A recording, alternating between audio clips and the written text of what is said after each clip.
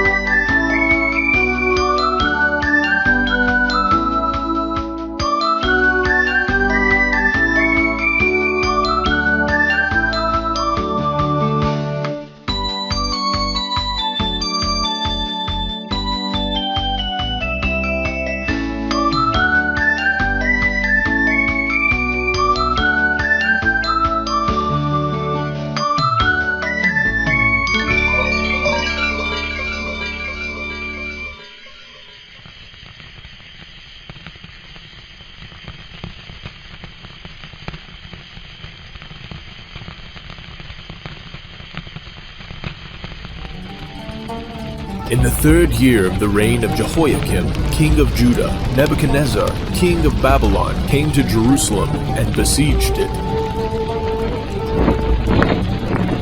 The Lord gave Jehoiakim, king of Judah, into his hand, with part of the vessels of the house of God. And he carried them into the land of Shinar, to the house of his God. The king spoke to Ashpenaz, the master of his eunuchs, that he should bring in some of the children of Israel, even of the royal offspring and of the nobles, youths, in whom was no defect, but well-favored and skillful in all wisdom, and endowed with knowledge, and understanding science, and who had the ability to stand in the king's palace, and that he should teach them the learning and the language of the Chaldeans. The king appointed for them a daily portion of the king's dainties, and of the wine which he drank, and that they should be nourished 3 years, that at its end they should stand before the king. Now among these were of the children of Judah, Daniel, Hananiah, Mishael, and Azariah. By ordinance of King Nebuchadnezzar, ruler of Babylon, Daniel, from this point forward, you shall be called Belteshazzar. Hananiah, you shall be known as Shadrach. To Mishael, you are now Meshach. And to Azariah, your name is Abednego. Hey boys, I'm really glad you all could come over and enjoy this beautiful spring evening. Yeah, guys, I'm really glad you came. Well, thank you for inviting us. I sure do like roasted marshmallows. Yeah, I like to play with fire. Well, guys, I thought that maybe this would be a good time to share one of my favorite stories from the Bible when I was your age. Have you ever heard about Daniel and the 3 Hebrew boys? I have. He's the guy who was in the cage with the lions and they didn't eat him. Exactly, Zachary. But the account I wanted to share with you this evening is the book of Daniel, where his 3 friends were thrown into the fiery furnace.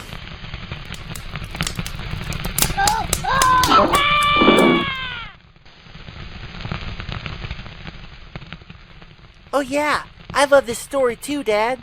I think it's my favorite too, just like you. Well, Tommy, that's because it's such a good story about faithfulness and how these 3 young boys did not allow anything or anyone to influence them and their resolve to serve the Most High God, Yahweh. There are a whole lot of things that we can learn from this passage of the Bible.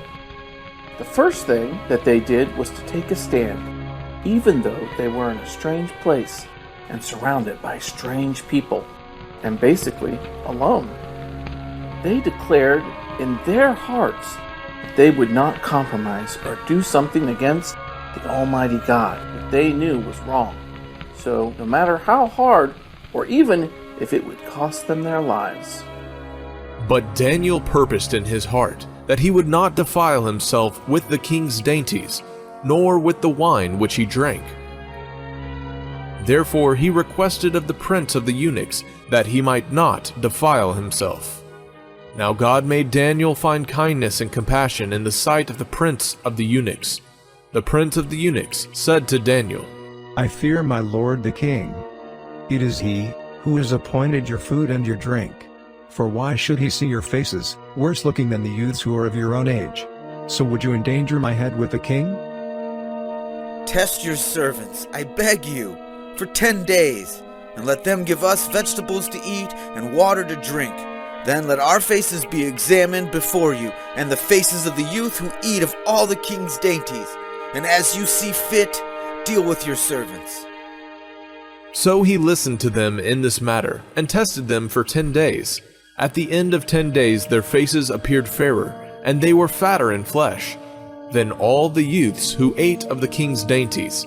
So the steward took away their dainties, and the wine that they would drink, and gave them vegetables.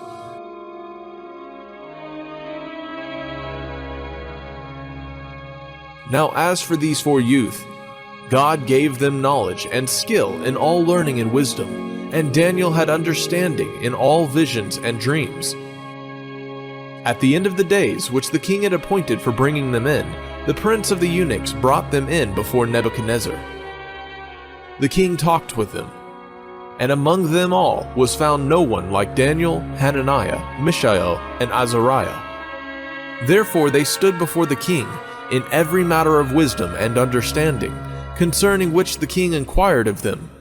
He found them 10 times better than all the magicians and enchanters who were in all his realm. Daniel continued even to the 1st year of King Cyrus. Wow, so all they had to eat for 10 days was just vegetables and water? Yuck! I hate vegetables. They're disgusting. Yes, Solomon, that was all they ate. But did you notice that after the 10 days, how they looked? Were they weak and skinny? No, sir. It actually said the opposite, that they were fatter and looked better than any of the other guys there. It also said God gave them extra knowledge and skills in all learning and wisdom, 10 times better than anyone else. Wow, I think I'm going to call my mom and tell her I want extra broccoli for dinner tonight. That is really cool, but what I like is that Daniel could interpret dreams and visions. Wow, that's kind of like a superhero power. Dad, what does interpret mean? Well, it means that Yahweh gave him a special ability to be able to tell others what their dreams meant. Have you all ever had a dream, and when you woke up, you wondered why in the world you would have such a crazy dream, and what did it mean? Yeah, I have. Me too. So that is what Daniel was able to do, was to tell them exactly what their dreams meant. But it came directly from Yahweh. It was the message that God wanted them to know, or what he was telling them was going to happen.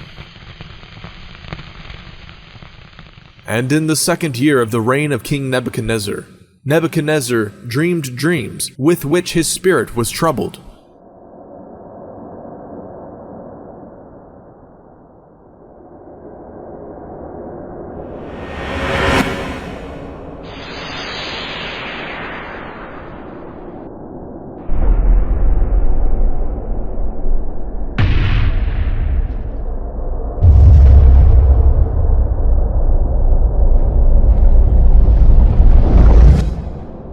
And his sleep broke from him. Then the king commanded to call the magicians, and the astrologers, and the sorcerers, and the Chaldeans, to show the king his dream.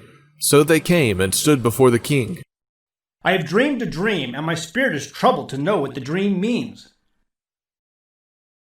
O king, live forever, tell your servants the dream, and we will show the interpretation. The thing has gone from me. If you don't make known to me the dream and its interpretation, you will be cut in pieces, and your houses will be made a dunghill. But if you show the dream and the interpretation of it, you will receive from me gifts and rewards and great honor. Therefore, show me the dream and the interpretation of it. Please, O king, tell us, your servants, the dream, and we then will show the interpretation of it. I know of certainty that you are just trying to gain time, because you see the thing has gone from me. But if you will not make known to me the dream, there is but one decree for you. For you have prepared lying and corrupt words to speak before me, hoping for the time when I forget what I have required of you. Therefore, tell me the dream, and I will know that you can show me the interpretation of it. There is not a man on earth that can do what the king is asking. There has never been a king, lord, nor ruler, that has asked such things of any magician, or astrologer, or Chaldean. And it is an impossible thing that the king requires. Only the gods could tell the king his dream and what it means.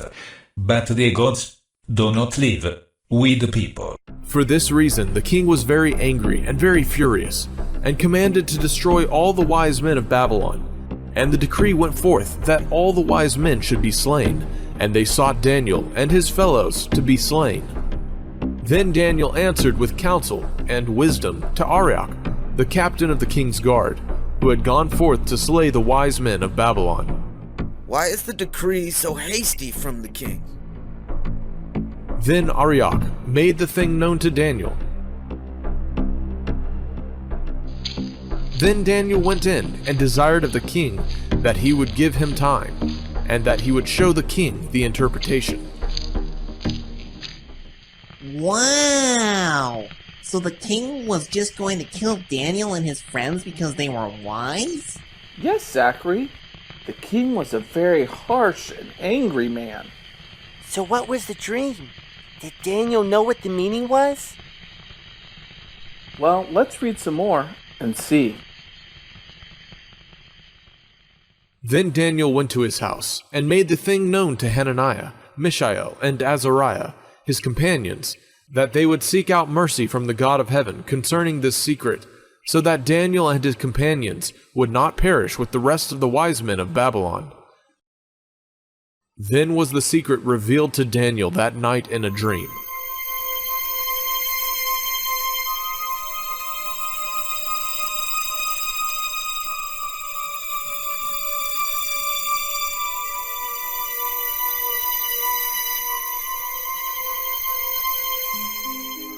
So he blessed the God of heaven.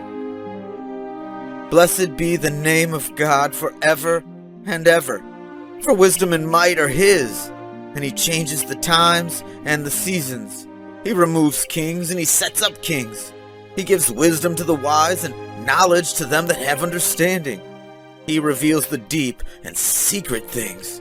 He knows what's in the darkness, and the light dwells with him. I thank you and I praise you, O thou God of my fathers, who has given me wisdom and might, and have made known to me now what we have desired of you. For you have now made known to us the king's matter.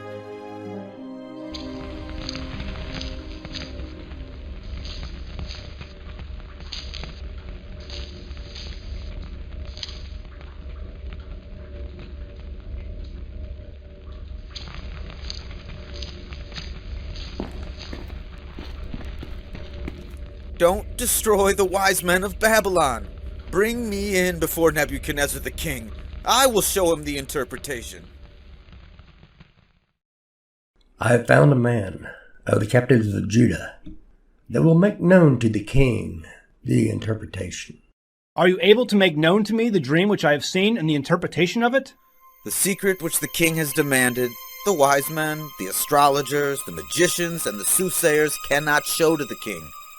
But there is a God in heaven that reveals secrets, and makes known to the king Nebuchadnezzar what will be in the latter days. Your dream and the visions that you had upon your bed are these. As for you, O king, the thoughts that came into your mind upon your bed are what should come to pass hereafter. And he that reveals secrets makes known to you what shall come to pass. But as for me, the secret is not revealed to me for any wisdom that I may have more than anyone else, but it is for their sake that the interpretation will be made known to the king, so that you may know the thoughts of your heart. You, O king, looked and beheld a great image. This great image, whose brightness was excellent, stood before you, and its form was awesome and terrible. And the head of this image was of fine gold, and his breast and arms of silver, and his belly and his thighs of brass, his leg of iron, his feet part of iron and part of clay. You kept looking until a stone appeared that was cut without hands. It struck the image on his feet that were of iron and clay and broke them to pieces. Then the iron, the clay, the brass, the silver, and the gold broke into pieces and fell into the dust. And the image became like the chaff of the summer threshing floors, and the wind carried it away, that no place was found for them. And the stone that struck the image became a great mountain and filled the whole earth. This is the dream, and we will tell the interpretation of it before the king. You, O king, are a king of kings, for the God of heaven has given you a kingdom and power and strength and glory. And wherever the people dwell, the beasts of the field and the fowls of heaven, he has given them into your hand, and has made you the ruler over them all. You are this head of gold, but after you will arise another kingdom, inferior to yours, and another third kingdom of brass, which will rule over all the earth. And the fourth kingdom will be as strong as iron. And just as iron breaks into pieces and overpowers all things, and as iron that breaks all these, it will break into pieces and bruise. And where you saw the feet and toes, part of potter's clay, part of iron, that kingdom will be divided. But there will be in it the strength of the iron, just as thou saw the iron mixed with the miry clay. And as the toes of the feet were part of iron, part of clay, so the kingdom will be partly strong and partly broken. They will mingle themselves with other nations, but they will not be united one to another, even as iron is not mixed with clay. And in these days, O king, the God of heaven will set up a new kingdom, which will never be destroyed. And that kingdom will not be left to another people, but it will break into pieces and consume all of these other kingdoms, and it will stand forever. And as you saw that the stone was cut out of the mountain without hands, and that it broke into pieces the iron and the brass and the clay and the silver and the gold, the great God has made known to you, O king, what will come to pass in the latter days. And the dream is certain, and the interpretation of it is sure.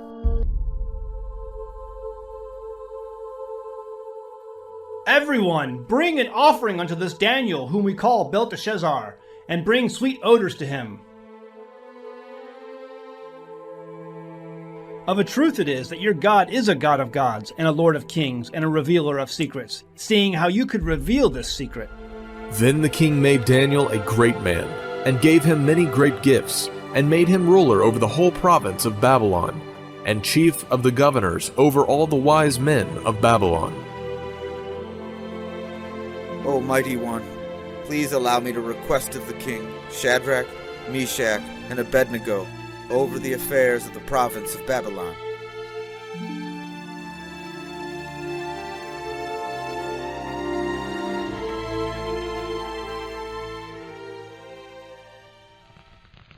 Cool. A giant made of silver and gold.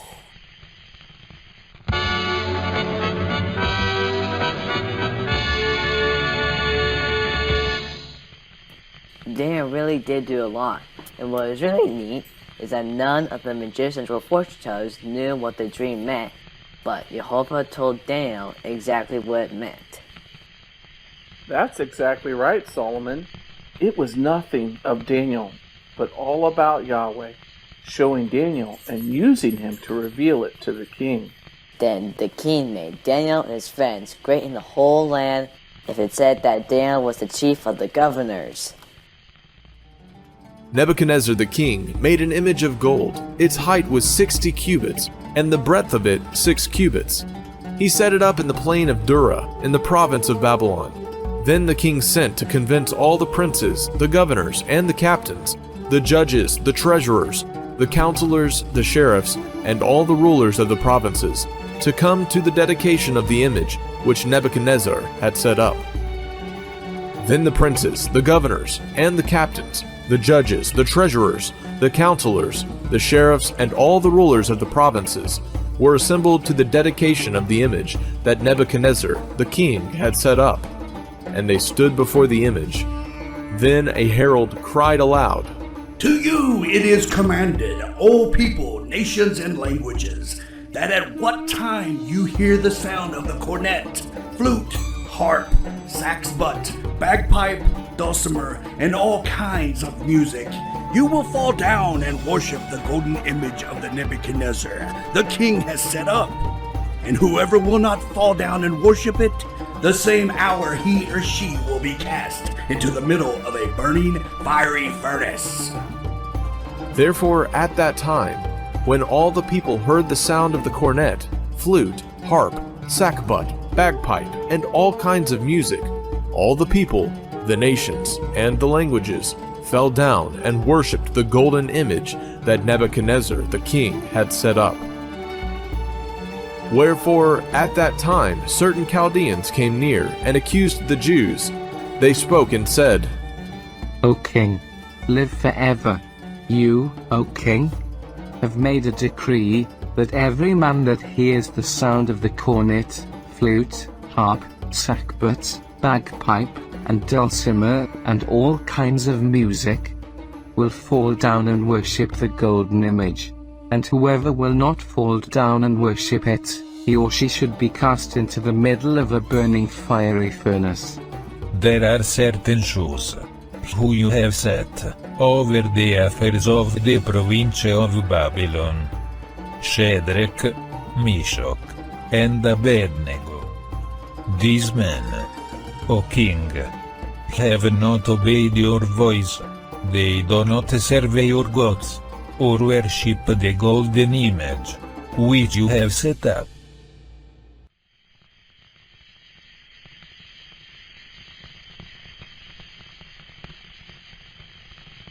Did you know that I actually did a study on this? And the statue that King Nebuchadnezzar made was actually set up on the plain of Dura in the province of Babylon.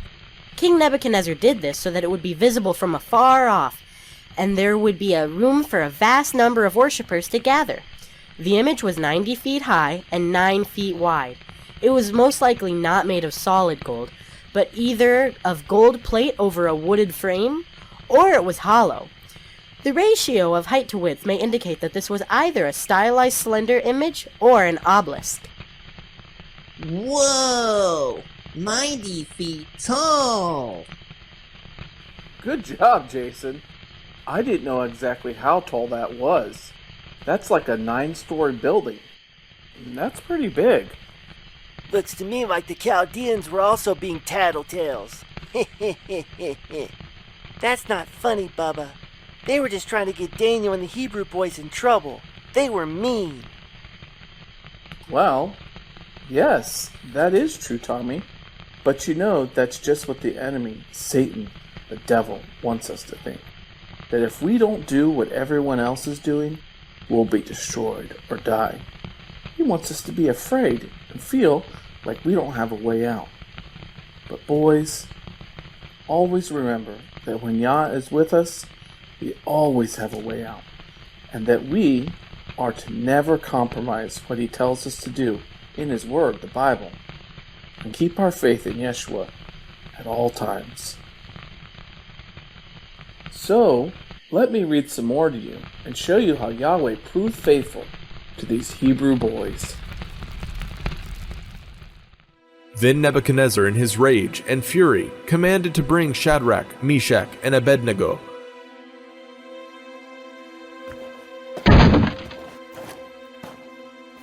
Then they brought these men before the king. Is it true, O Shadrach, Meshach, and Abednego? Do you not serve my gods or worship the golden image that I have set up? Do you not know that if you do not worship it, you will be cast the same hour into the fiery furnace? Who is that God that shall deliver you out of my hands? Oh, Nebuchadnezzar, we do not need to explain these things to you. If you throw us into the fiery furnace, our God who we serve is able to deliver us from it. He will deliver us out of your hand, O king. But if he does not, we want you to know, O king, that we will not serve your gods or worship the golden idol which you have set up. Then was Nebuchadnezzar full of fury, and his features was changed against Shadrach, Meshach, and Abednego. Therefore he spoke, and commanded that they should heat the furnace 7 times more than it was meant to be heated.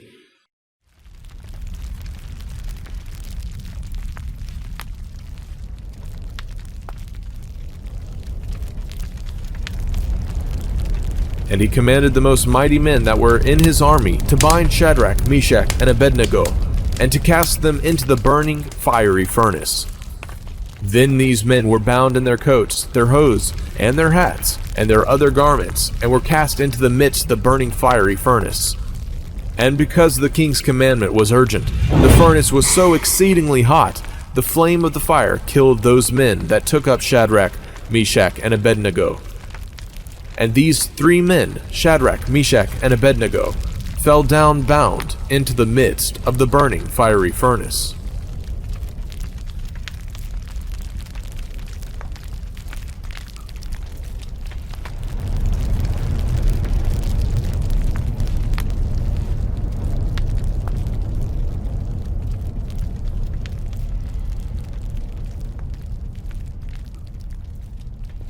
Did we not cast 3 men bound into the middle of the fire? True, O king.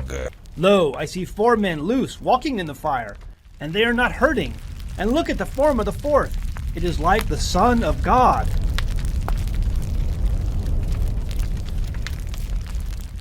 Then Nebuchadnezzar came near to the mouth of the burning fiery furnace. Shadrach, Meshach, Abednego, you servants of the Most High God, come forth and come here. Then Shadrach, Meshach, and Abednego came out from the midst of the fire.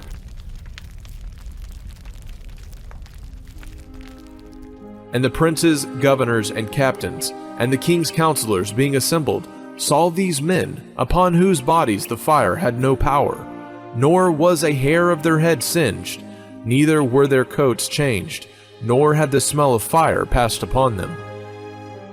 Blessed be the God of Shadrach, Meshach, and Abednego, who has sent his angel and delivered his servants and have trusted in him, and have changed the king's word and yielded their bodies, that they not serve or worship any god except their own God. Therefore I make a decree that every people, nation, language, which speaks anything bad against the God of Shadrach, Meshach, and Abednego, it will be them who shall be cut in pieces, and their houses shall be made a dunghill, because there is no other God that can deliver his people from such a fate.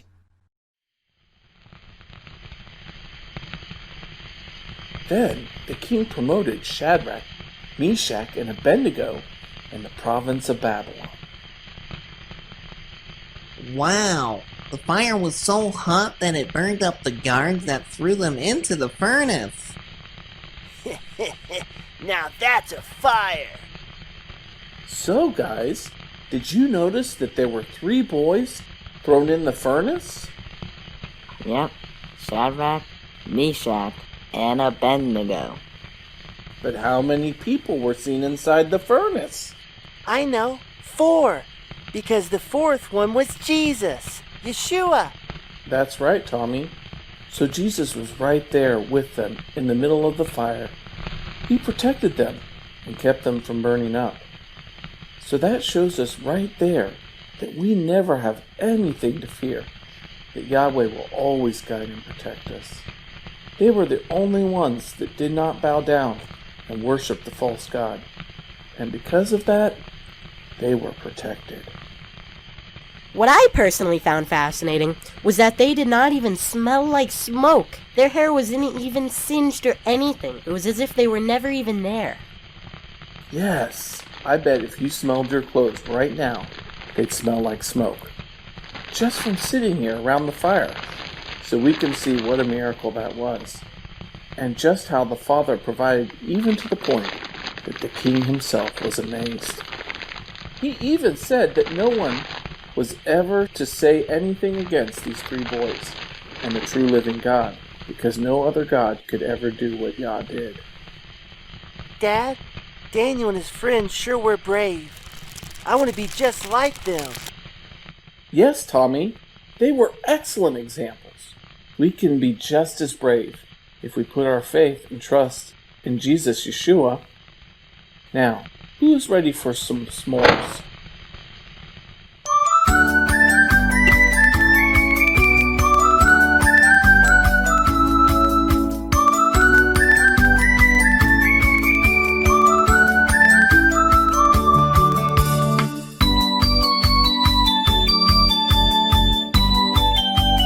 I'll leave it at that. Go home, read your Bible. Thanks.